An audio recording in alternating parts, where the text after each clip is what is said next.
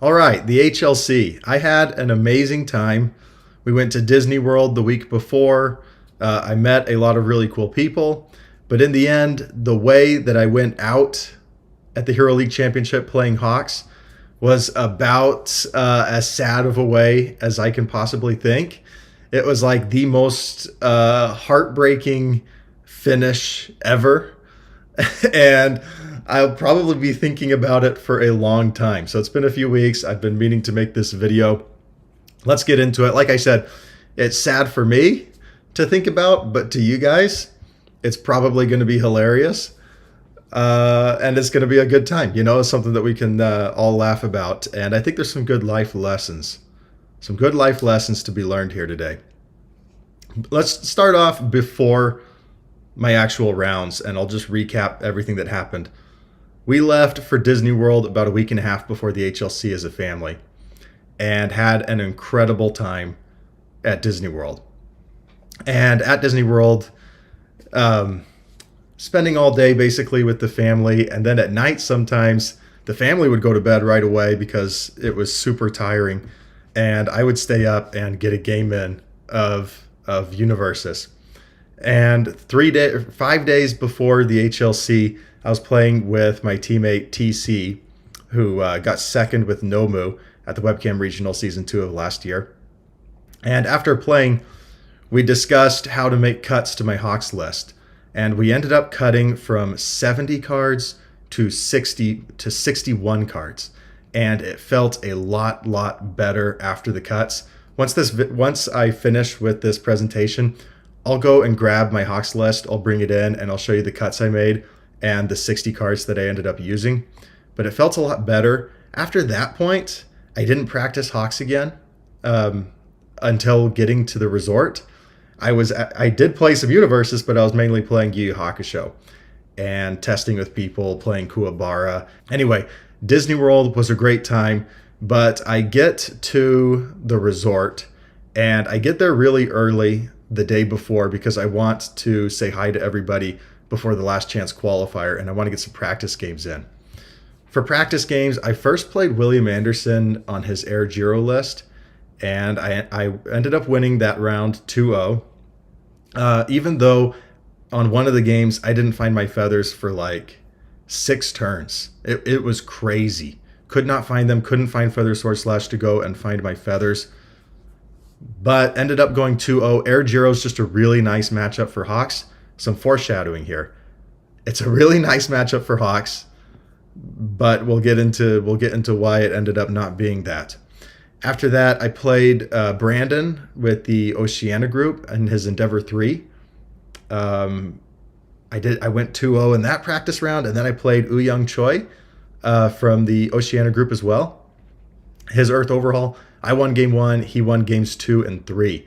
But something really cool I learned about Young is he's actually dating Adrian, who beat him in the finals of, I think, the Season 2 Oceania RLE. Remember, it was Adrian with Mirio and Young with Overhaul, and Adrian beat him. It was like a 3-hour-long round, and went all the way down to where she only had, like, I think 5 cards in deck, almost decked out, but found the lethal attack string. But I didn't know that they were actually dating, and they were both there, and really cool. She was actually sitting right next to Young during our games and coaching him through plays. And for example, he played Seizing the Advantage into another attack, and he said, "I'll flip your," I can't remember what he said, but she pointed out, no, don't do that. Do the Can't Escape Me. Even though it's committed, it'll be, flipping Can't Escape Me will be a bigger game-winning choice than flipping whatever else he wanted to flip, which was correct. And she was sitting next to him. She's like, "Don't make these kind of mistakes tomorrow." Don't make these kind of mistakes tomorrow.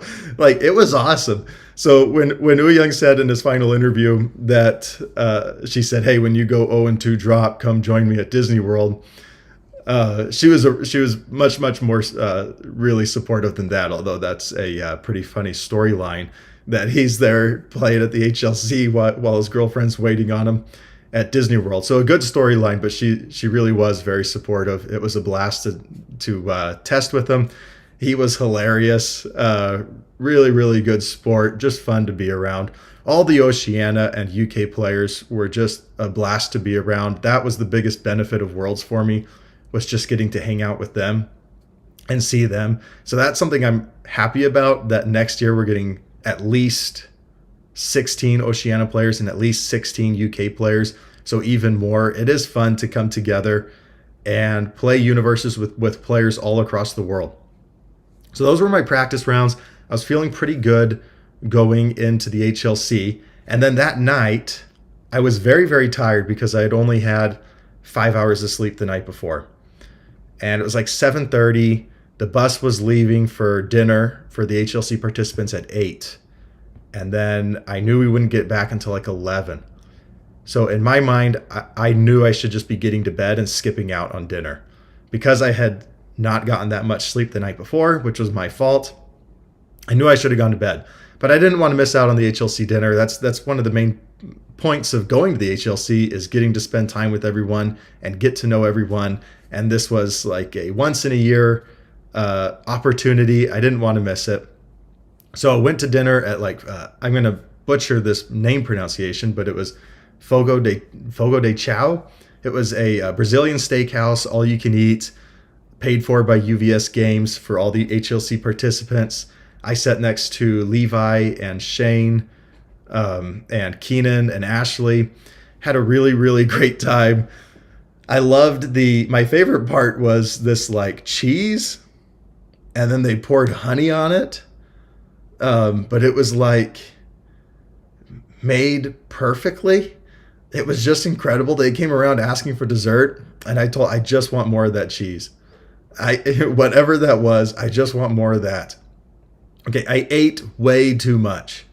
I ate way, way too much that night. Finally get back at like 11:30 p.m. I go to bed, and I had horrible nightmares that night. Just slept terribly. Woke up at like 4 a.m., had trouble getting back to bed, woke up again at like 5:30, and then decided, well, that's all right. I'll just stay up and go ahead and head to the lobby and start talking with everybody. So that was my everything leading up to the actual event. Did not get good sleep before. I could feel it. I was not making decisions as crisply. I was struggling to think through lines of play throughout my games. And that was on me for being a little less prepared for the event. But let's jump straight into it. Enough about that. My first matchup is Void Edgeshot with Matthew Fountain from the UK group. And Edgeshot is not a great matchup with Hawks. Edgeshot, for 3 reasons. Edgeshot gives speed and damage in congruence with each other. Hawks likes it when either you're giving speed or you're giving damage, but not both, because he can swap it and he can make it work. Edgeshot uses a lot of flash attacks, which Hawks needs the enhanced step to decrease the speed, use his feathers, use the speed control in his stage. Doesn't like going against flash attacks that get 3-3, 4-4, 5-5. And like a Gently Theft that's an 8 mid 12. Very, very scary for Hawks. 7-hander, so Edgeshot can be pretty aggressive early before Hawks gets the opportunity to truly establish a defensive stage and take control of the game. And all of Edgeshot's moves and all of the Lurker's moves are high, which is a blessing and a curse. It's a blessing because I know the block zones to hold. I'll hold my high blocks. I'll hold 2 or 3 high blocks. I'll keep some feathers. I'll pass into your turn. I'll feel comfortable. It's a curse because I need to draw the high blocks. And Feather Sword Slash is a 1 high block, but I'm going to play it every time to grab a feather. And my Hawks list, my high blocks was actually my weak area. So I had to draw the high blocks. And if you don't draw the high blocks and you don't have tape on stage, I was really relying on tape in this matchup, then it can be difficult. That's not to say it can't be overcome. In my testing leading up to the HLC, this was a pretty 50-50 matchup. It was scary. It's not comfortable, but it can be done. Game 1, I can't remember any of the details, but I won.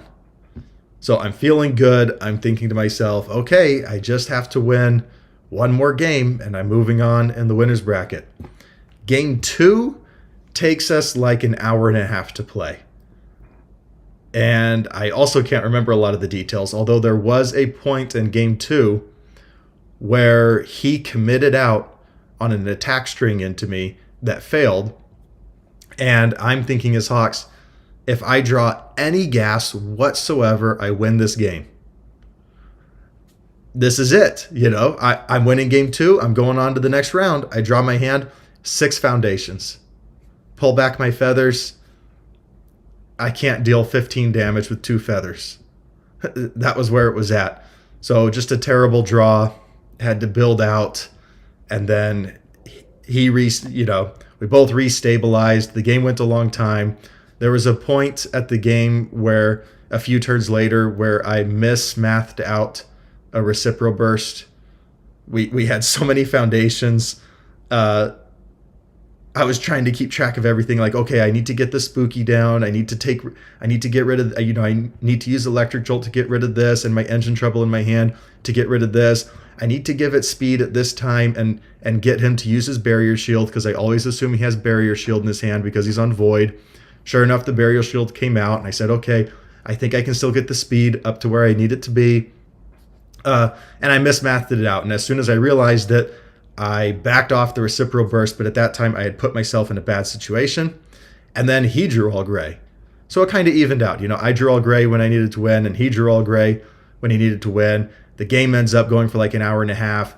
In the end, though, he took it and I lost. So we're going into game 3. Game 3, though, I'm on the draw. I get to go first. So that feels a lot more comfortable. And he sideboards into Mount Lady 2. To me, this was a huge mistake. In my testing against Mount Lady 2, I have never dropped around as Hawks. It feels like an incredible matchup. The unblockable thing just doesn't matter because Hawks can swap it. It's just damage. There's no speed and damage incongruence with each other like Edge Shot. 6-hander instead of a 7-hander. So there's more trouble with Mount Lady stringing early, whereas Edge Shot can really go off on turn 2, turn 3. So I have a little more time to establish my stage. Mount Lady just feels like a very, very good matchup. So he sideboards into Mount Lady. I'm going first. I feel really, really good. I can't remember anything about this game except for the final turn, though. Let's just say the game went long. I think our total round was like 2.5 hours. Maybe even 3 hours. It was a long, long game. I know my round 2 opponent was waiting on me for a long time. Sorry, William Anderson, because he was my round 2.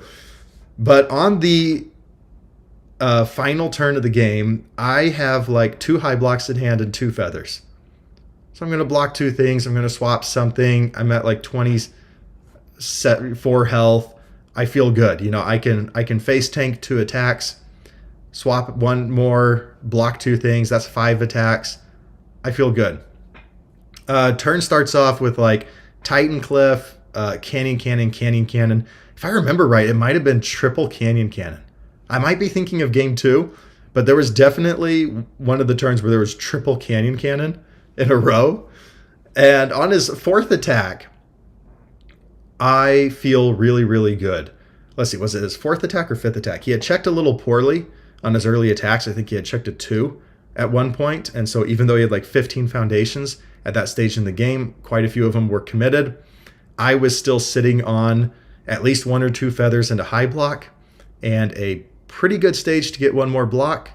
So I thought, okay, I can take 1 to the face. I can swap 1. I can block 1. He's not going to be able to have the foundations to pass that last attack needed at that point. He would need to play a 4th attack. Beyond that, and he had already played like 3 attacks, right?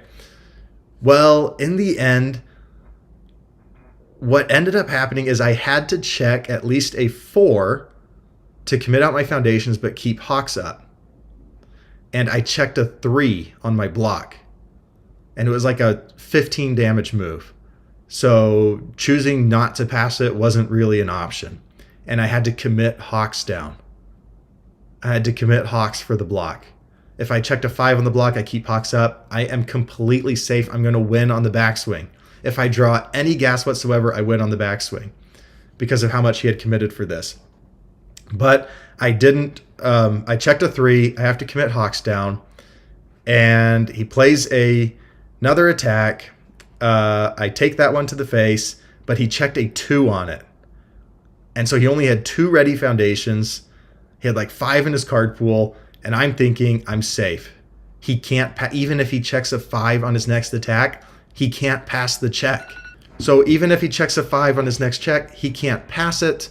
And I'm going to win this game. I'm going to walk away a round 1 winner. And then disaster happens. He plays it. And I'm like, why are you playing it? There's no way you can pass that check. You know, this is my brain with only 5 hours of sleep or 4 hours of sleep. Like, there's no way this is going to work. And then he goes, well, I might as well try it because I'm going to lose if I pass. And he raw checks a 6. And because he checked a 6, he commits his 2 foundations, commits his character. He passes it. I lose. That is game 3. And things are off to a rocky start. I am in the loser's bracket.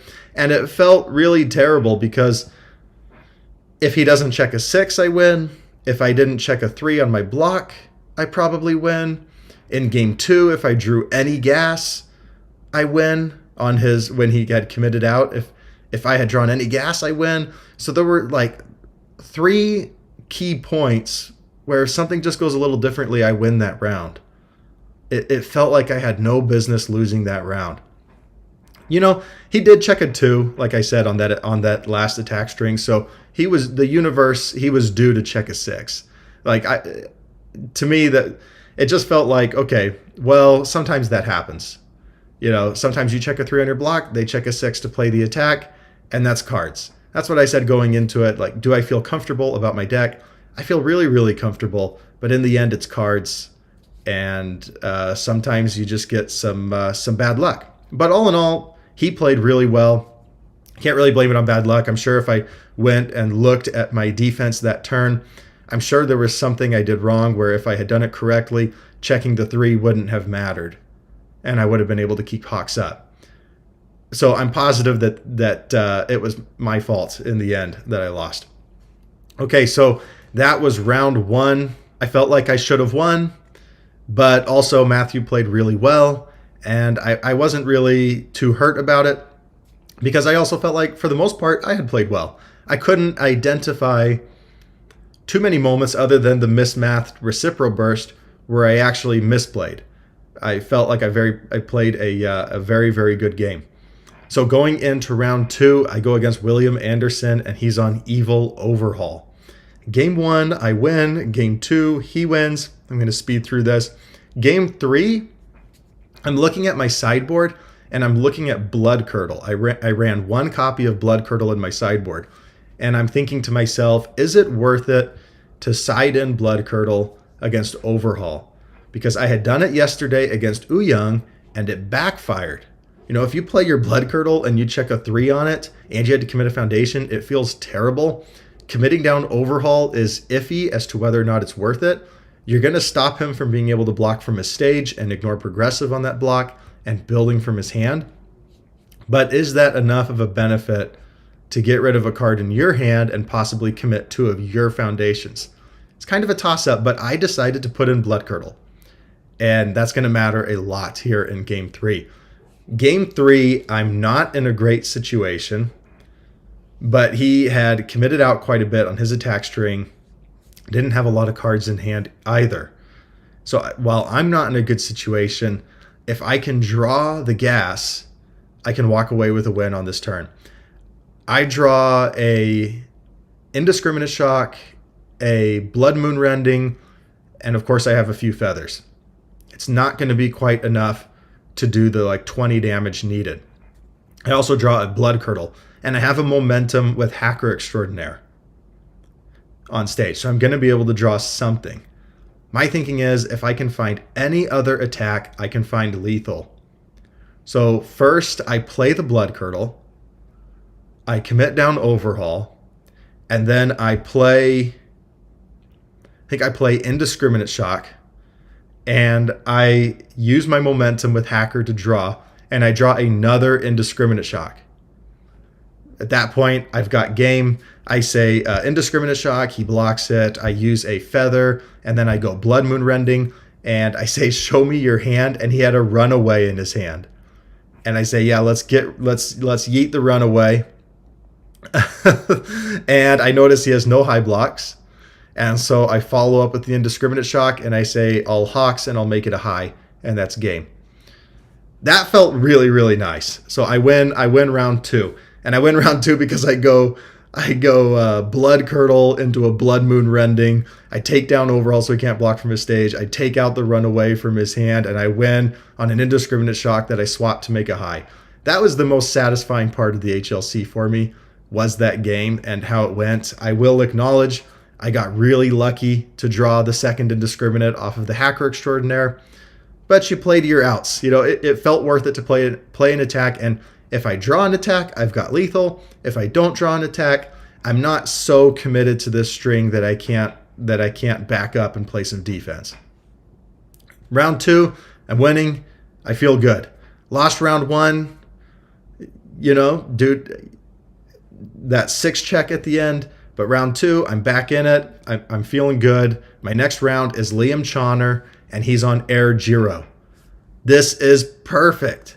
I love this matchup for Hawks. I feel like I win this matchup a good 75-80% of the time. It's exactly what I want to see. If you had told me going into the HLC that the meta was going to be Overhaul and Jiro, I would tell you I'm going to win. Those are the matchups I want. It's like the Shoto 4, the Edge Shots, the Shigaraki 3. Those are the characters I was worried about. Jiro and Overhaul, neither, like, Overhaul's not really adding speed. Jiro doesn't really plays fraudulent defense, and then I can always just swap the big dunk at the end. The double jabs are incredibly easy to block. I don't care that she's drawing. I just, in my testing, felt like this is going to be pretty much a slam dunk. So, and if I win this round, I'm in top 16. I just got to win this round. And I'm telling you guys, game 1, I dominated. I can't remember too much of the specifics, but I felt in total control the entire game. Everything went smoothly. Going into game 2, I sided in my 1 copy of Eye of the Tiger, or Eyes of the Tiger, which says I can remove it and say their checks can't be modified, which really helps against double jab pummel. And actually that comes into play here because I misplayed. I built it my turn 1. So he built 3 foundations going first.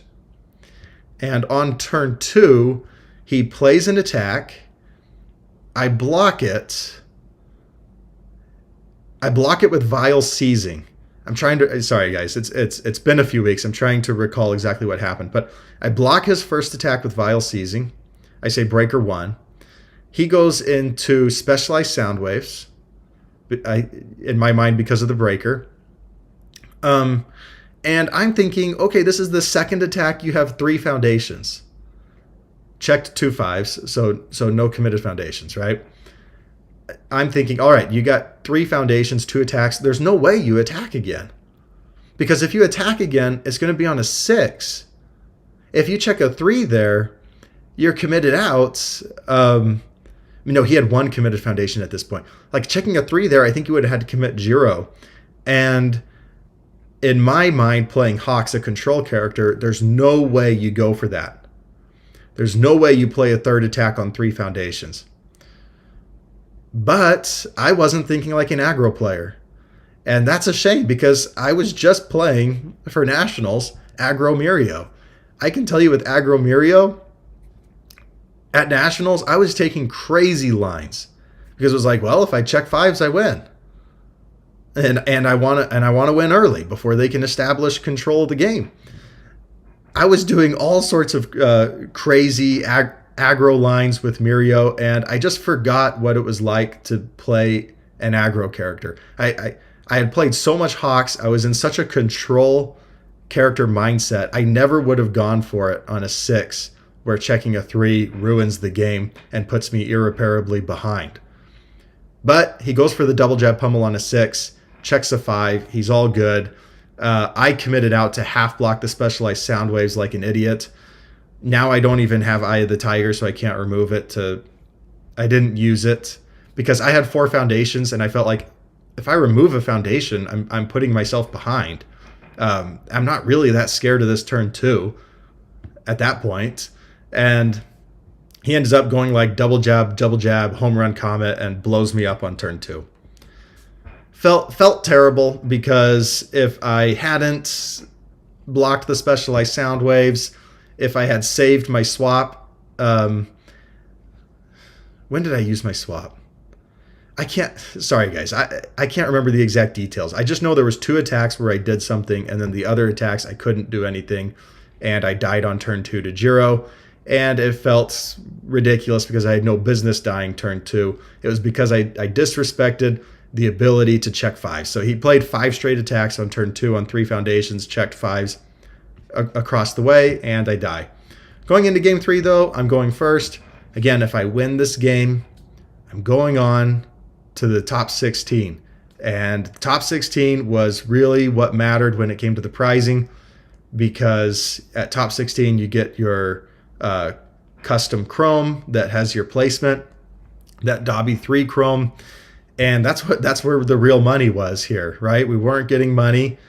We got our trip paid for just being in the HLC, but the money card, the like $500,000 card, you got to get at least top 16. So game 3, I feel good about this matchup. I'm going first. Everything's going pretty well. He's on like 5 foundations. I've built to like 10. I've got cards in hand to play some solid defense. And I'll just cut to the end because I can't remember exactly what happened in the string, but he plays 6 straight attacks on turn 3, checks all 5s.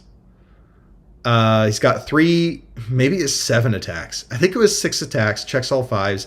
I play pretty solid defense though, and he ends with a Falling Skies, and I still have my Hawk swap.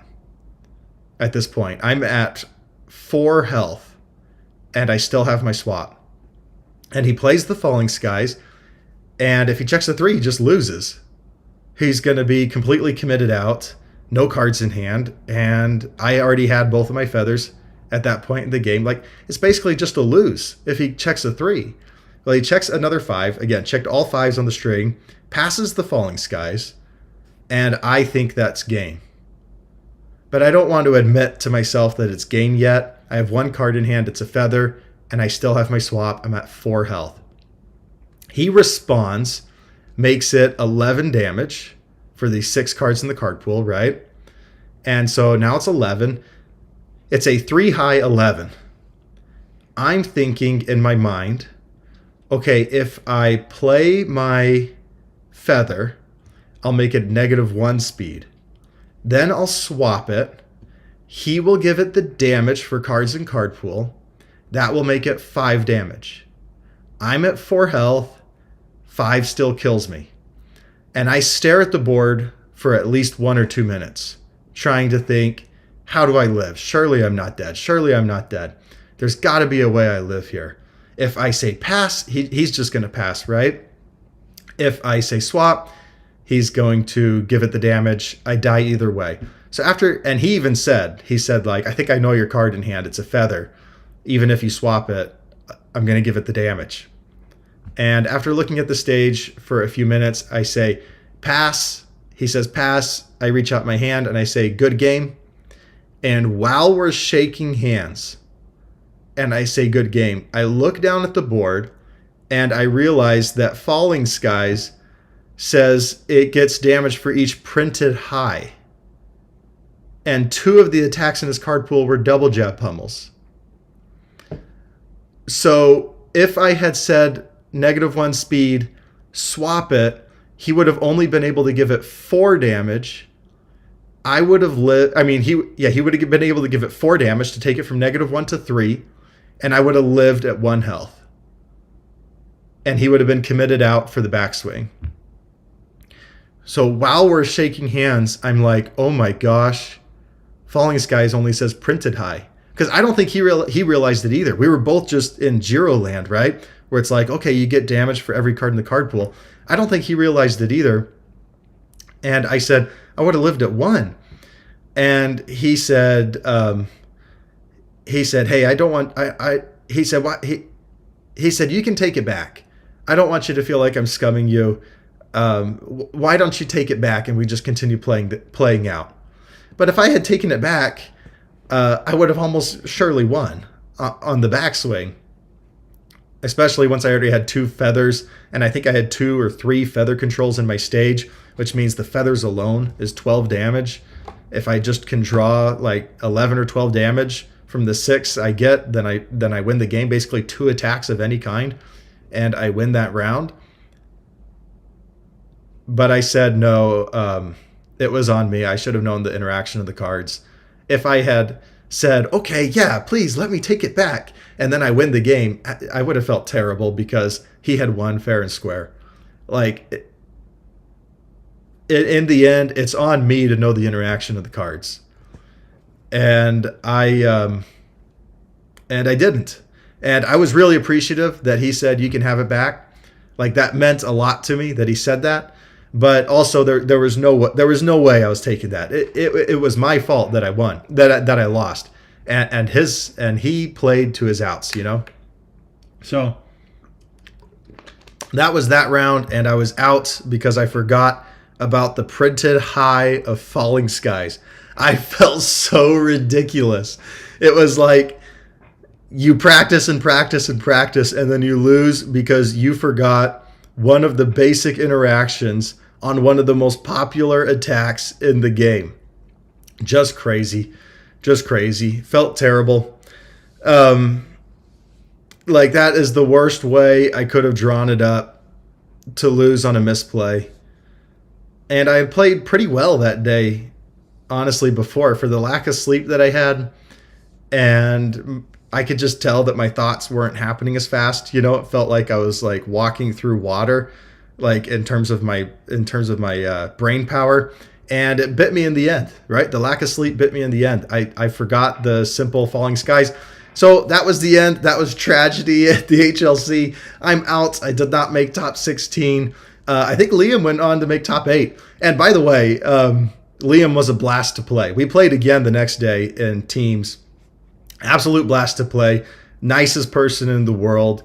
And like I said, he had offered for me to take it back, and just a really, really fun person to play against. And I'm very, very happy that he went on to make top 8. So big congratulations to Liam. I am glad that my sacrifice of dying in that round did not go unrewarded, and that he went on to make top 8. And I think top 8 got a custom Chrome Hawks, right? So got the custom Chrome Hawks. So life lessons to be learned there. Number 1, I didn't go through the motions of saying play the feather, swap it. Even though I was dead, if I had just gone through the motions, I wouldn't have died. But I chose not to go through the motions. I quit early. And so not only did I just miss Falling Skies, but I didn't go through the motions. And that's the part that kind of stuck with me, is like, why didn't I just go through the motions of going ahead and swapping it and surviving for as long as I could? Had I done that, I'm positive I would have noticed when he said add the damage, that it said printed high. Right? And then at that point, if it's like, oh, wait a second, that shouldn't have been that way, then that feels better. But I didn't just go through the motions. Instead, I just said, pass, good game. Right? And shook hands. So that's the part that's going to kind of live with me at the HLC. A big missed opportunity on my end. If I notice that, I'm probably, and again, maybe I just draw gray. Maybe he gets me the next turn. But it felt like even if I drew gray at that point, He would have been at 5 foundations. I would have been at like 12. There's just no. I would have felt very, very safe and in control of the game from then on out. So, bummer that is how it ended, but that is what happens. And I lost. So, after I lost, I hadn't eaten all day. I hadn't eaten breakfast, hadn't eaten lunch. I don't even think I really drink water. You're just jumping from round to round. The judges were doing a good job of getting your pairing quickly, letting you know who to play, and trying to make sure that the event ran at a pretty good pace. So kudos to the judges. But I hadn't eaten all day. So I went out to I think it was called V's Pizza across the street. I got myself an entire pizza, 10 wings, and I just ate the whole thing as I thought about, I'm just eating the pizza like, you're such a dunce. How did you not notice the falling skies? That is what I did in Florida too. When I lost in Florida in top 16 with Shoto 1, I went and found this wings place, and I ordered because I hadn't eaten all day that day either. I want to say I ordered a crazy amount of wings. The guy that gave it to me said he tried to put it in a to-go box. And I said, no, I'll just eat it here. He's like, there's no way you can eat all of this. I said, no, I can. And I ended up just eating the whole thing. So for me, that's my comfort food after a hard loss in both top cuts. It's to go out and get some chicken wings. Because it's hard to have a bad time eating chicken wings. So the next day was the team's event. And my teammates, Carson, Christos, and TC, joined up. And so there was those 3. And they ended up losing in their final round, but they almost went undefeated. I joined up with Brandon and Zane. Oh, yeah, Brandon won Nationals, not the RLE. He won Nationals with, I believe, Mirio over Bailey, who was on Toru. I played a practice game against Bailey, too, the next day, and just had a blast. So, the Oceania players, there was 4 of them.